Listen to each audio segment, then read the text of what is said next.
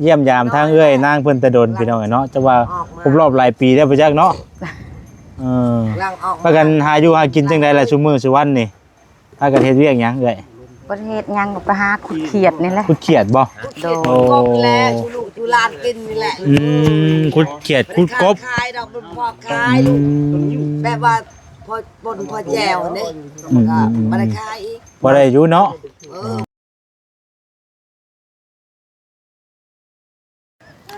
เอาพี่น้องเอ้ยเนาะเปิดภาพมามื้อนี้ทางบ่แซนเดินทางเข้ามาบ้านหยังเนาะบาดนี่เนาะดื่มเลยบ้านอันนี้บ้านดงบ้านโพสว่างบ่บ้านนาสว่าง บ้านนาสว่างเนาะมื้อนี้เดินทางเข้ามาบ้านนาสว่างพี่น้องเอ้ยเนาะถือว่าครบรอบหลายปีที่บ่ได้เข้ามาพี่น้องเอ้ยเนาะมื้อนี้มีโอกาสได้เข้ามาเยี่ยมยามทางเอ้ยนางพี่น้องเอ้ยเนาะครอบครัวเอ้ยนางก็ถือว่าเป็นเวลาโดนนานเติบพอสมควรนะพี่น้องเนาะตั้งแต่เรือนซานเพิ่นแล้วซื้อที่ซื้อทางเป็นที่เรียบร้อยพี่น้องเอ้ยเนาะมื้อนี้ก็มีโอกาสเข้ามาเยี่ยมมายามถามไทยเบิ่งมาเพิ่นพากันอยู่จังใดกินจังใดเนาะก็เลยมาเยี่ยมมายามถามข่าวเพิ่นเบิ่งพี่น้องเอ้ยเนาะถือว่าโดนเติบแล้วหลายปีพี่น้องเอ้ยเนาะไปซะเดี๋ยวเฮาเข้าไปหาทั้งเพิ่นก่อนพี่น้องเอ้ยถามข่าวเพิ่นก่อนเนาะพี่น้องเอ้ยอันนี้ก็จะเป็นเฮือนเป็นชานเพิ่นป้าโธ่บ่ได้มาแต่โดนเนาะเกือบจื้อบ่ได้บ่แซนก็ได้พี่น้องเอ้ยโอ้โธ่โอ้ทางนี้ก็นั่งเป็นจังไดเด้เนาะสบายดีเด้อมันยังนี่ไล่หาบยังอันนี้โอ้ยนี่เขาโยงกินเด้กระปุ้นโอ้กระปุ้นกระปาดบ่มื้อยามมานั่นลูกหลานนี่นี่โดยโอ้ไปตู้ลงเฮียนบ่นี่ลูกเขาเฮียนบ่ลานลูกนี่แหละลงลานแม่นี่แหละเนาะพี่น้องเอ้ยประชาม ลูกหลานเขาเฮียนได้ซื้อปุ๊บมาซื้อซอยเพิ่นเนาะโดยสบายดีเด้อไปตู้เด้อโดยเคยเห็นพ่ออยู่บ่เคยเห็นอยู่แก่นั่นเองแต่อยู่บ้านเคยเห็นจักปีเลยแม่นี่บ่ได้เห็นกันนี่แล้ว50ปลายนั่นแหละ50ปลายพ่อผมเคยเห็นชุมลูกตั้งแต่ชุมลูกมาแล้วจักปีแล้วจื้ออยู่บ่วะจื้อก็หลายปีเนาะหลายปีแล้วแต่เพื่อนชาวาพูดแหละเนาะเพื่อนชาวาก็มาเรื่อยอยู่เนาะเป็นยังไงจะได้ลูกคนนี้ก็มาน้ำเดียวมาน้ำเดียวเคยมาอยู่ผู้ไปฮอดบ้านนาฮีผู้ถามไปฮอดผู้เพื่อนหลังนึงเห็นบ่หลังนึงเห็นไว้นะเห็นอันนั้นแม่ไปอันนั้นเพิ่นอยู่อยู่บ่ปัจจุบันนี่ไปตลาดเลยอันเฮือนน่ะว่าน้อยน่ะเพิ่นน้อยน่ะอยู่บ้านนาฮีน่ะพ้นเดี๋ยวนี้เพิ่นย้ายมาอยู่พี่แล้วมาอยู่บ้านใหม่แล้วเอาย้ายมาฟังนี่แล้วเป็นบ้านเดียวกันแล้วเนาะแถวนั่นแหละแถวอันนั้นชาวอันนั้นบริแหละแถวนั้นแหละโดยจะก็อยู่ซอยก็ซอยชาบซอย5ซอย6นั่นแหละโดยมาทำกันหลายคนอยู่มื้อนี้พี่น้องเอ้ยเนาะ2-3คนบ่ตาบ่เวียดบ่ซาลีมาเยี่ยมมายามทางเอื้อยเพิ่นนี่แหละบ่ได้มาแต่โดนไม่คาดเอาแล้วได้แวะมาหาบาแล้วนี่เอาแม่ฮักเอาเนาะนักสิไปจังได๋บ่เงาแหละย่างบ่ย่างเอาแม่บ่มาสิมาชมให้ขี่รถมาชมฮะให้ขี่รถมาชมแม่บ่ฮะจะขี่เมื่อใดให้มาชมพากันมาแต่ใส่กอบบ่มาแต่ตลาดเพิ่นบ่นี่น่ะโดยมาแต่ตลาดตลาดตั้งเล่นไปไหนไดมานี่ว้ายบ่ไปไหนไดว่าไปตลาดน่ะย่างเลยพอได้เจียย่างไปย่างกับเพิ่นนี่ปย่างกับหลานเลยข่อยได้ก้อนแป้งเลยน้อยโอ้ได้ชีเพิ่นก็ได้น้อยนึงไปมือได้หน่อยนึงให้กว่าเราเฮ็ดให้ถุงขายยังมันแช่ได้อันนี้หอยอันนี้แช่โอ้ ท้องเอ็นอย่าเฮ็ดเด้อ อ๋อ เออ เป็นยังล่ะหอยบ่น่ะ หอยเดีย โอ้ เป็นท้องเอ็น ข่อยคือได้ยินเจ้าว่าจะอยากได้อยู่บ่ เฮา อ๋อเฮ้ยสั่งว่าแต่ ไปฉันสิเมื่อกับไปให้เมื่อชงไปเนาะไปลูกนับเอา ไป ไปกินแล้วนะตุ๊ ลูกดอกแม่เนาะ มันยังคือมันนี่ ยังแหละ เนาะมาดิ ขี่รถ เมื่อบุเรียซะที่ไปลูกผู้เจ้าบ่ แม่สิเบิ่ง ใช้บ่ต้าเนาะใจน้อยบ่คือได้ ยายเห็นไปขี่ไปลูก ไปเอาน่ะ มันบ่ได้ใช่มันสิฮักกับคนละหัน เอ้ยมันจะบ่มีฮัก พากันย่างไปตลาดลงทีย่างไปแล้วก็ย่างมาเนาะฮักแน่ดีพี่น้องเอ้ย ยังไปยังมากก็บ่ขี่รถลูกนี่ปานนี้ยังมาฮอดเนาะรับ4โมงก็ละ5โมงก็ละ พอดีเฮาเข้ามาทางบ้านเพิ่นแหละพ่อทางแม่เพิ่นอยู่ทางได้หับมาเลยพี่น้องเอ้ยเนาะวันนี้สิย่างต่อบัดนี้ ยังต่อ เออ แม่ก็ยังต่อเลยพักผ่อนเลยเมื่อยเอาเมื่อยพักผ่อนแล้วมันได้หัว ต่อแล้ว อย่างต่อเพราะว่าพวกลูกก็บ่ได้เข้าไปในเด้บ่ได้เข้าไปในว่ะ เข้าลูกเอ้ย เบิ่งเด้อเข้าไปหาทั้งเอ้ยนางเพิ่นก่อนเด้อโดย โอ้ย เป็นจังได๋ คาแล้ว ทำข้าวเพิ่นก่อนพี่น้องเอ้ยโตเนาะ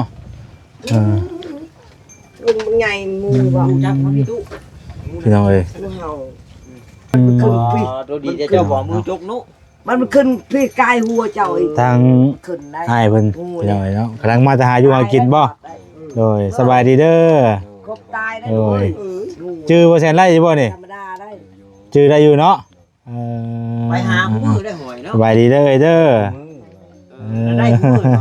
ได้กับ มือไหลมือบออะไรลูกเอ้ยมือไหลก็บ่ได้ มือบ่ได้ก็ได้มือบ่ได้ก็บ่ได้ หอยเรือเอิ้นหอยเรือบ้านเฮาน่ะเอาไปขายบ่นี่ แม่มาเบียดเอาดิ เอ้าลูกจะกินก็เอากิน ตรงไม่ได้ค่ะ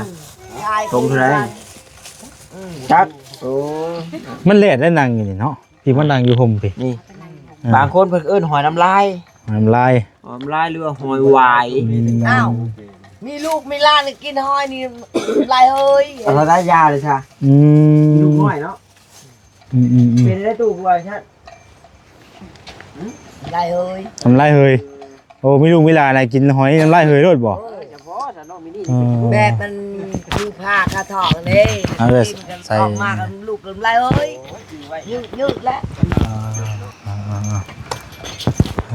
พี่น้องเลยเนาะ บ่แม่นตัวอันเล็กน้อยหอยกินบ่เนี่ยมันแซ่บ แม่ตู้ช้ำนี่สิตู้ลูก เงินว่าอันนี้มันแซ่บเลยตัวเบื่อกินน้ำ แม่ ใหญ่มันเช เนาะ ย บ่ได้มาเยี่ยมยามทางเอื้อยนางเพิ่นแต่โดนพี่น้องเนาะจะว่าครบรอบหลายปีแล้วบ่จักเนาะลังออก พากันหาอยู่หากินจังได๋ล่ะซุมื้อซุวันนี่พากันเฮ็ดเวียกหยังเอ้ย ประเทศยังก็ไปหาขุดเขียดนี่แหละ ขุดเขียดบ่ โดนกบแหละชูลูกชูลานกินนี่แหละ ขุดเขียดขุดกบ ขายดอกมันพอขายลูกแบบว่าพอปนพอแจวนี่ก็บ่ได้ขายอีก บ่ได้อยู่เนาะ บ่ได้กิน บ่จิตมามื้อน่ะก็พอดีให้บ่จิตเด้มื้อกิน โอ้บ่จิเพิ่นมาเยี่ยมบ่มื้อน่ะอันเฮือนนี่เฮ็ดใหม่บ่หรือว่าใดๆนี่คือมาอีกบ่นี่คือบ่จื้อหยังเลยบัดนี้มันคือเป็นคนละแบบบัดนี้พวกอยู่หม่องนี้เลยบ่อยู่นี่เลยบ่ได้ย้ายใหม่บ่ บ่ บ่ได้ง่ายแล้วมีดินมี ตั้งแต่เฮ็ดตอนเฮ็ดแล้วแต่ก่อนมันบ่ ดินเจ้าของตะกี้น่ะอยู่ดินเขาเด้ แต่ก่อนที่ว่าเฮือนตกหลังเก่าน่ะอยู่ดินเพิ่นเนาะ โดยเอก แต่ก่อนอยู่ในพุ่นเนาะหม่องหญ้าน่ะบ่ แม่นแล้ว อันนี้เฮายับเข้ามาออกมาพี่อีก งับเข้ามา ดินเขา ดินเขานี่ดิน ถือว่าน้ำนี่ก็ยังใช้ได้ปกติเนาะ โดยได้แต่ว่าเพื่อสิสูบขึ้นก็เมื่อยพุ่นแหละ บ่มันฝืดบ่ โดย ชูลูกชู เดี๋ยวจะไปสู่ลองเบิ่ง ทั้งพืชทั้งแบบว่ามันออกยากมันออกบ่แห้งกันนะ ง่ายลูกง่ายก็มาชูเบิ่ง มันฝืดบ่แม่หนาวมันเป็นน้ำฟอยมันไปจักบ่เอาบ่ได้แปลงฟอยมันบ่ ยาวให้มันเลยลูก ให้เบามันก็สิเบาแน่เนาะ นี่ก็พอสบาย เป็นยังไง เอาเสื้อกันยาวให้น้องเนาะ ผู้นี้จนใหญ่เลยเนาะมาอีกวันนี้ เด้อบ่สบาย ใช้เรื่องลูกเต้าอยู่ไปทั้งไหนเบิ้ลแหละคือโดยก่อนคือจังบักกันหลายคนหนึง ไปหาพื้น ไปหาเพื่อนหารัวบ่ ผู้หนึงก็ไปลิน ไปสองคน โอ้ ผู้หนึงหันไปลินผู้ชาย อ นะ ยู่บ้านผม อืม ผู้ชายเลยอยู่บ้าน ทางบ้านนั่นก็บ่ได้เข้าไปแต่โดนเลยเนาะจะเป็นจังใดพี่น้องเอ้ยพากันเฮ็ดหยังจ้ะช่วงยามให้ยามหน้าได้จ้ะ ส่งยามให้ยามหน้าก็ไปหารับจ้าง อ๋อรับจ้างอะไรว่า เงินชื่อข้าวกิน ซื้อข้าวกินบ่ชั่วโมง มี นี่ มีนา หากินแล้ว มีให้มีนา ชื่อกินเขากับแชนก็ชื่อข้าวกิน เพราะว่าเฮาก็มีแต่เรียนดินเดินนี่เนาะเดินหมองอยู่นี่เนาะผู้นี้ซื้อหยังล่ะผู้นี้ชื่อบ่ได้แหละ เอาตัวนี้แหละดิน แต่ก่อนมีชานอยู่นี่อยู่นี่บ่แต่ก่อนชานบ่คือหยังบ่ บ่ นี่ บ่มี จนสิดมสิฮักเนาะ โดย อั นเด็กเป็นอย่างไรบ้านี้มันบ่สบายบ่เนี่ยไข้ขึ้นเนี่ย กินขนมหวานได้ไปจักเลยพากันได้อย่างนี้ไปตลาดแต่ดีมื้อนี่ บ่ได้ได้หยังข่อยบ่มีเงิน ไปขายหยังเนี่ย ข่อยไปขาย เครื่ กี่ อง ซี่ข่อยน่ะ อ๋อ ก็เลยได้แต่กระปุ่นกับขนมมาให้ลูก อ๋อบ่ได้ก็ยังอ่า บ่ได้ได้ขนมบ่ได้หยังดอกบ่มีเงิน ไปหากี่ซี่ โอ้ กี่ซี่ก็ยังมีอยู่เดี๋ยวนี้กันเนาะ เพราะ ด้วยที่ได้นั่นไปแต่เช้าจนค่ อืม ำได้ ไป น้องโล ไปแต่เช้าจนค่ำ ไป ต่อยกี่ซี่เนาะ ปลาเขาปลาน้ำแล้วไปเลยก็เลย เออ ด้วยที่ได้ หา ไป กี่ซี่ ไกลบ่ พุด ไปหา ทุนแลผูกโค อืม โอ้ในบ้านอื่นไม่ได้โค้งบ้าน อืม มันโค้ง ไกลเติบแลไปกะจุด เพื่อสิ ค่ำ พ่อกูกี่ซี่กันง่ายๆติ หากี่ซี่นำแล้วก็ขุดห้อยนำมื้อน่ะไปนำกันผู้หนึง วันแรกก็ช่วงนี้น่ะแม่นหอยเนาะ โดย ที่เฮาหาพอได้ น้อยเห็นอันนั้นได้เห็นน้ำลายมันก็ขุดเอา อืม ตัวอีดำร้านละคู่ละรถ โอ้เดือนละ5-6หน่วย10หน่วยก็มีหูเดียว โอ้ เริ่มหมุนไหม ถ้ามันมีก็บ่มี แพงบ่หอย ห้อยเดือบ่ อ่า โลนึง50 เป็นโลบ่เฮาขายเป็นโลบ่ โดยขายเป็นโล โล โล50 โลหนึง50,000เนาะ 5-6หน่วยก็ได้โลแล้ โอ้ วมันน้ำ โลหนึง50,000เพิ่นก็หามาไปขายเนาะมีผู้มาซื้อบ่แถวนี้มีผู้มารับซื้อบ่ มีอยู่ไม่ขาด ไม่ค่าในบ้านเฮาก็มี บางเทื่อก็โฮมเมียนแล้วก็เอาไปขายอยู่ดงเห็น ชอบชะมือ 5-6 หน่วยก็ต่อ20,000ขายอยู่ดงเห็นน่ะ บ่ได้มีผู้ใดไปหาหอยอันว่าน้อยหน่วยอันบ่หอยอย่างนะแต่ก่อนน่ะบ่เสียเคยบ่หอยอันน้อยๆน่ะเป็นหอยมันคือหอยลูกกี้น่ะแต่ว่าหอยมันหน่วยมันจะน้อยกว่า สมนก หอยสนุกบ่มาแต่ก่อนน่ะเห็นเพิ่นไปหาเด้ อ๋อแม่นแล้ว นี่มันยัง ห้อย มี เล็บ บ่ มาห้อยเล็บมา เอ เอา อ เลย นี่ มาหน่อยๆนะ ห้อยเล็บมา มันจะเป็นคือหอยอันนั้นนี่คือหอยกับลายนี่นะเวลาเราพัดกินทอดกินแซ่บ แม่น แล้ว แล้วแม่นแล้ว เพราะว่า ยังมีบ่ซุมื้อนี่ก็ มีอยู่แต่ว่าบ่มีใครไปงม มันต้องเอาน้ำดินทรายเนาะบ่ โด มัน ย ต้องสอน นั่นแหละ บ่ไปงมเอาบ่ งมเอา อืม ร่มเอาอันนั้น ไปงมเอาเพื่อน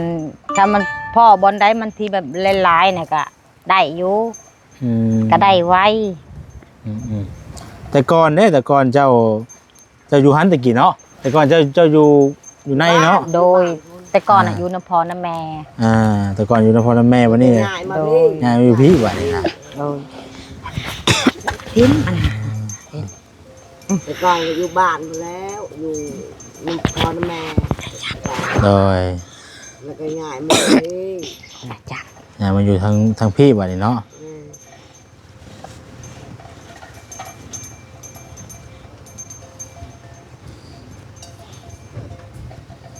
โอ้ยมือได้ลูกเอ้ยบันนี้ เมื่อเราว่าวันนี้ โอ้ย ฮักโก้ยมาจันยังบ่ไกลบันไดดอกเนาะประมาณดึกอีกบาทหนึง อาบลูกตุ้งติ้ง เนี่ยว่าตาอย่างเมื่อทรงอยู่ใหม่ละเมื่อ ไอ้ว่าต้ามือโซ่มือตู้แล้วนะ บ่ได้ ขึ้นสิ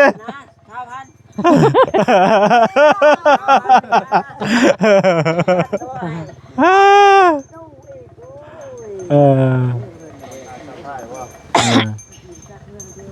บ่ได้ไม่ เอา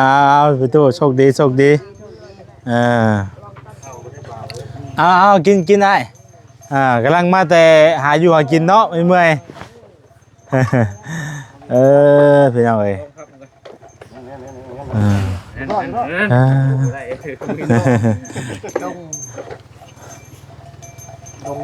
พากันอยู่ไป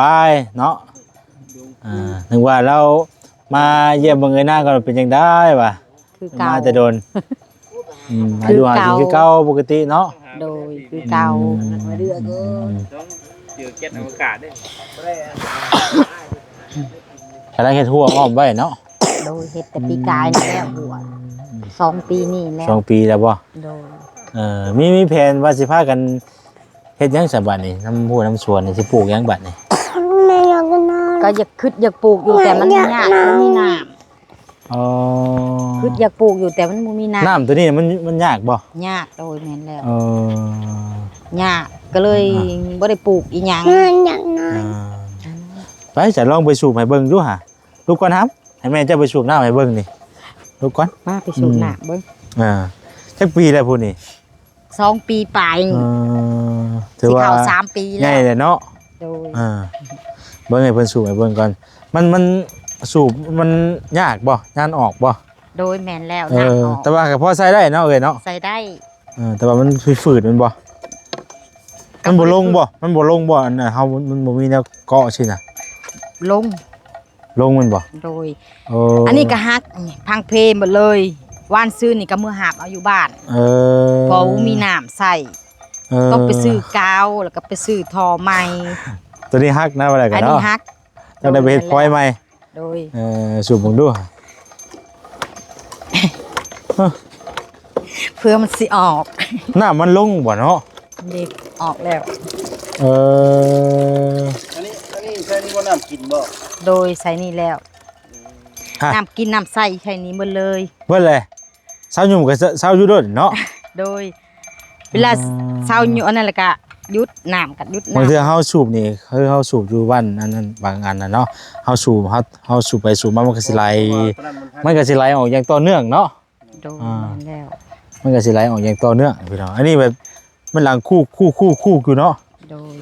โอ้ ก็คิดว่าคันว่าได้เงินก็สิแป้งตัวนี้แหละ หน้ามันขึ้นมาฮอดพี่มันคือบ่ไหลไปแล้วบัดนี้มันสูงกว่าบ่เฮ้ยมันบ่แม่นนะหน้ามันบ่ไหลบ่มันน่ะฮะน้ำขึ้นมาเต็มเลยน่ะ น้ำมีอยู่น้ำนะ น้ำบ่ลดมันขึ้นมาบ่น่ะเห็นบ่ฮะ ปล่อยว่าปล่อยเหียนบ่ คอยเหียนคอยบาง อ๋อตัวผู้ ปล่อยเนาะปล่อยเหียนเนาะ แต่ก็สูบก็ใส่ไปเนาะ โดย ลูกจนบางเถื่อกะข้านพุ่นแหละเพราะว่าเพื่อสิโยมน้ำออกกับพอแห้งมื เพราะมันก็ฝืดดีๆเลย เนาะ โดย ฝืดดี วานซื้อนี่ก็ฮักพังเพแล้วก็พากันเอาขึ้น ๆฝืดดีๆเนาะเพราะเฮาสูบน้ำขึ้นมาได้มันบ่ไหลปกติเฮาสูบไปสิมันสิตัวไปเรื่อยๆนะ บ่แล้วมันไหลกับ โอ้มึงเนี่ยน่ะน้ำจนล้นเลยครับบ่ไหลออก เพราะว่านั้นออกหลายพวก ฮะน้ำมันขึ้นมาอยู่แต่ว่ามันบ่ไหลออกอะนะมันเป็นได้ไดวะ ปล่อยได้บ่ น้ำก็บักหลายนึงน่ะมันบ่มีน้ำเด้ ปล่อยเหียน มีน้ำมาพอได้ใส่ ปล่อยน้ำก็เหียน มันเป็นได้เฮ้ยว้าวตัวหอบเลยสูงไหมสัมผัสเบิ้งเอาเจ้าว่ะ เมื่อจากเจ้าสูบจะหอบเติม ฝืดบ่ มันสื่อดูแต่ว่าเพราะมันเฮี้ยนเนี่ยมันดึงหน้าบ่ได้ Ừ. เพราะมันอ่อนได้มันเยอะแบบมัน หลายปีแล้วปล่อยมัน บาง บ่เพราะว่าคอยเปลี่ยนเด้ เปลี่ยน เปลี่ยนเลย เปลี่ยนพลอยมันนะบ่ เปลี่ยนพลอยมันกับบ่แม่นของมันเด้คอยแบบว่าคอยปาด ใส่เกิบมานะเกิบมะดาวเกิบหยังอันนี้นะใส่ เกือบมาดาวนะพุทธ แมน นะพุทธ อันนั้นใส่รถบ่ตะเกา ใส่รถกูได้เกือบบูดเกือบมันบูดเขาถือ และเบอร์นี่คอยใส่เกิบอันนั้นเกิบบูทเกิบหยังอันนั้นก็เจ้าเว้านะเอาปาดใส่นี่ก็ยังคือเก่า เอาอันเดียวบ่หรือสอง เอาอันเดียวหั่นแหละ สองอัน แล้วก็ซองทั้งเกิบน้ำเด้ มันบ่ดึงน้ำขึ้นมาเนาะมันบ่ดึงน้ำขึ้นมานะ เอาหัวตะไปกันที่สูการส่งเท่าไรย่างเกือบย่างตีนนะฮะเนาะ หัวจะจูบว่าเมื่อยๆนึงกัน โอ้ยเดี๋ยวเช็ดให้ ว้าบ่หล่นน้ำได้ซำนี้บ่ทางได้หลายปีแล้วนี่ก็เนาะ เพื่อนข่อยก็บ่ได้ขึ้นนะแต่ว่าสิเฮ็ดอยู่ นี่เห็นอยู่หน้ามันเนาะ เห็นน้ำเห็นอยู่หักบ่ไหลเลย โอ้เป็นน้ำพ้อยแหละ บางเทื่อเขาใช้ฟอยครับบ่ได้ มันบ่มีทางน้ำบ่ล้นขึ้นมาว่าเนาะ แม่ น้ำมันมีแต่มันขึ้นมาฮอดแล้วมันก็ แม่น มันดันลงขึ้น เออ เลย บ่ได้เจาะบ่บ่ได้เจาะ เอ บ่ อ โอ้แม่นเด้บ่เจาะนี่เจาะได้ เจาะทอบ่ เจาะพ้อย เจาะพลอยมันหา แม่นบางคนก็เจาะได้ทอนี่เพื่อให้เบา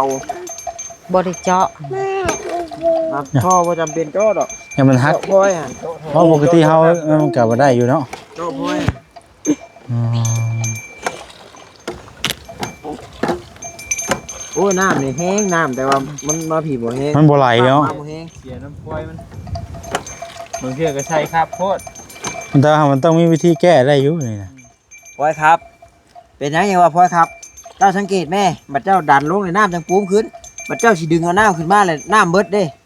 เอา มันก็ได้บ่มีเนาะ นี่เห็นบ่นี่บัดเจ้าดันลงเลยพ้อยมันขับเด้ มันอยู่ มั มัน นก็ มันอยู่ มันแน่นโพดอะนะ บ่ เว้ย แม่นแล้วคอยสิว่าทั้งที่ว่าพลอยมันรวมกับน้ำบ่ขึ้น แม่น